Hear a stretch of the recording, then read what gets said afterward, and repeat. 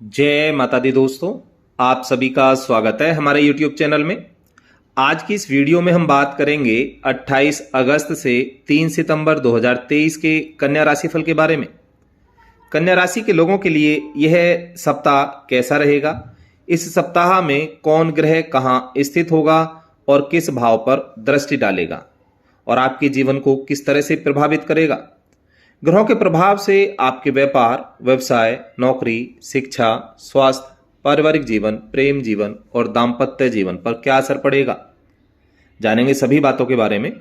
दोस्तों आगे बढ़ें इससे पहले आपसे निवेदन है, यदि आप हमारे चैनल पर पहली बार आए हैं तो चैनल को सब्सक्राइब कर दें, बेल आइकन को प्रेस कर दें और जुड़ जाएं हमारे चैनल के साथ।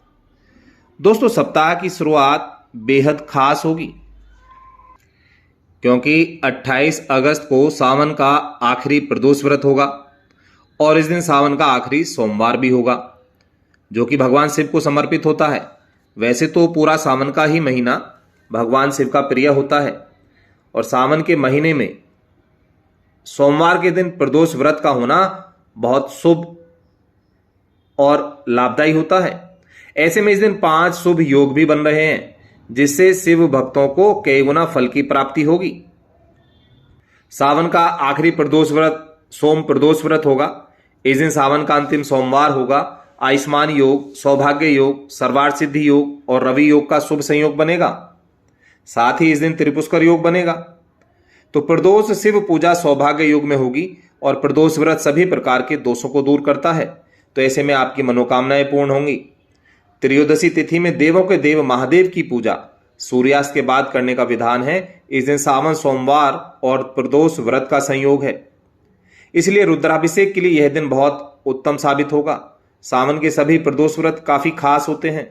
सोमवार के दिन प्रदोष व्रत होने से इसका महत्व काफी बढ़ जाता है। इस दिन भगवान शिव जी की विशेष पूजा अर्चना करने से विवाह में आ रही रुकावटें, समस्याएं खत्म हो जाती हैं। साथ ही इस दिन दूध से अभिषेक करने के बाद शिवलिंग पर फूलों की माला अर्पित करें। इससे भोलेनाथ अत्यंत प्रसन्न होते हैं और घर में सुख समृद्धि का वास होता है। तो ऐसे में भगवान शिव की कृपा पाने के लिए कमेंट बॉक्स में ओम नमः शिवाय अवश्य लिखें। 29 अगस्त को गजकेसरी योग बनेगा। इस दिन सर्वार्थ सिद्धि योग और रवि योग भी होगा। तो बनने वाले महत्वपूर्ण योगों में आपके सभी कार्य समय पर पूर्ण होंगे, अच्छा फल देने वाले होंगे, आर्थिक स्थिति मजबूत होगी, साथ ही आपके ज्ञान में वृद्धि होगी। अपनी सूझबूझ से अपने कार्य क्षेत्र में आगे बढ़ते हुए नजर आएंगे।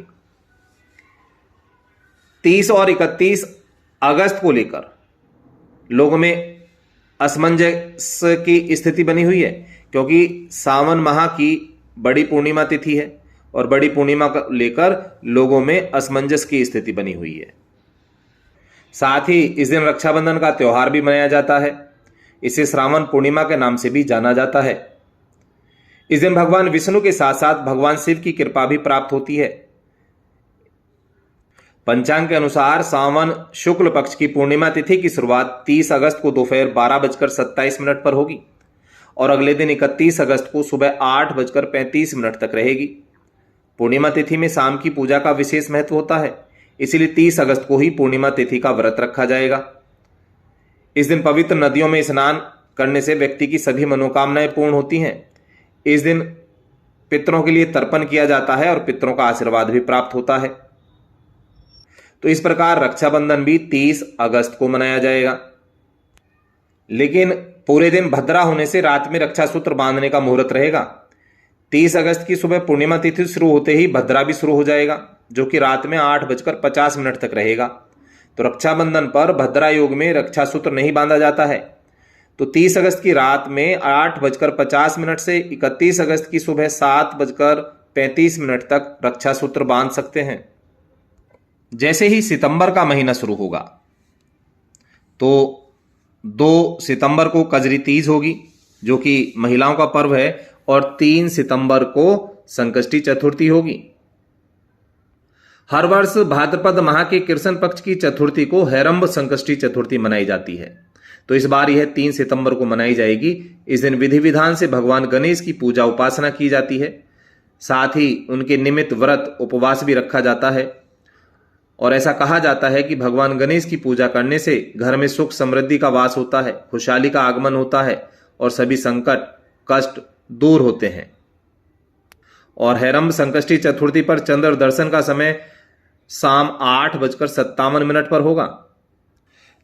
तो यहां कन्या राशि के लोगों के लिए मंगलदेव आपके ही राशि में विराजमान होंगे, यानी लग्न भाव में, और सप्तम भाव पर दृष्टि डालेंगे।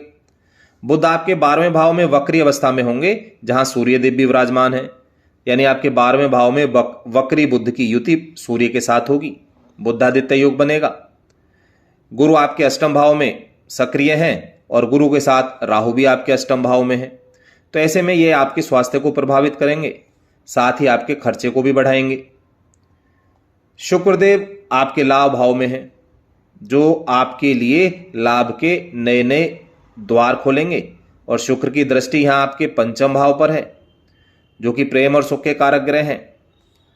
शनि आपके छठे भाव में वक्री अवस्था में है, केतु आपके दूसरे भाव में है।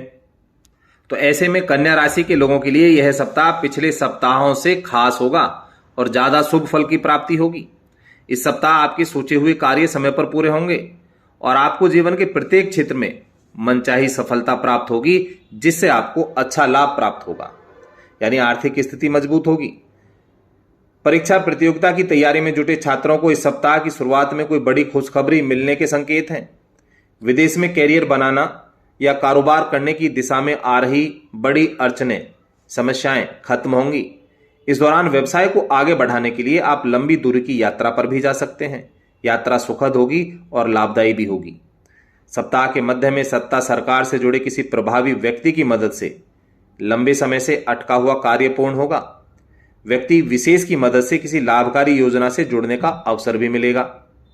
इस दौरान सुख सुविधाओं से जुड़ी किसी चीज को खरीदने या फिर घर परिवार से जुड़ी किसी जरूरी कार्यों को करने के लिए बड़ी धनराशि खर्च होगी।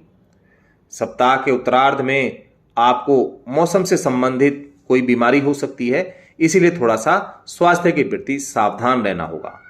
इस दौरान अपने खान पान और अपनी दिनचर्या पर विशेष ध्यान रखना होगा।